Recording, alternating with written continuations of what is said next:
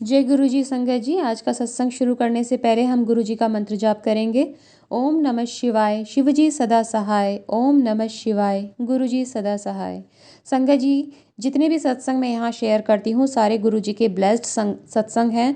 और मैं आपसे अनुरोध करूँगी कि छोटे छोटे सत्संग हैं, इतना टाइम तो आप निकाल ही सकते हैं कि सत्संग पूरा सुने, क्योंकि हर सत्संग किसी न किसी के लिए अवश्य बना है और उसमें एक मैसेज होता है और ब्लेसिंग्स होती हैं।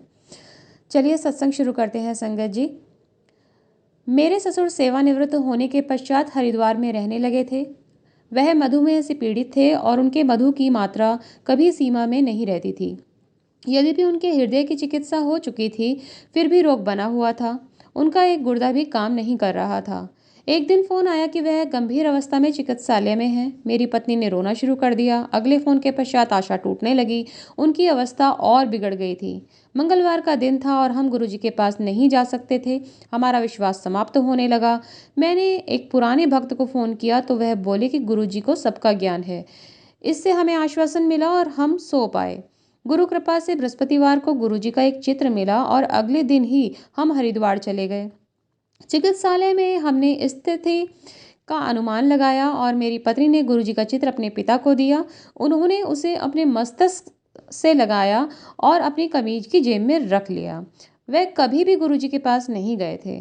तुरंत ही गुरुजी की सुगंध उस कक्ष में फैल गई और हम सबको आभास हुआ कि भौतिक दूरियां होते हुए भी वह अपने भक्तों के समीप होते हैं।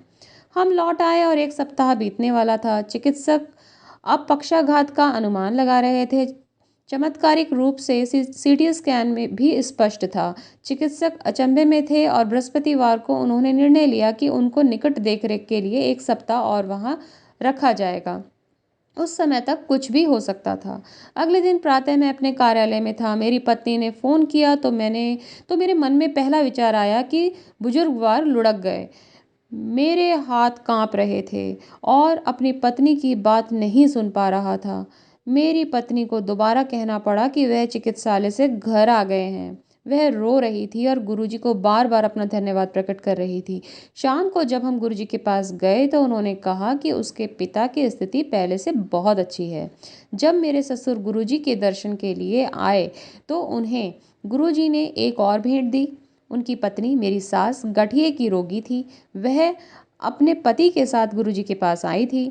जब वह वापस हरिद्वार गई तो उन्हें आभास हुआ कि बिना हाथ में दर्द के वह अपने पोते के लिए स्वेटर बुन सकती थी।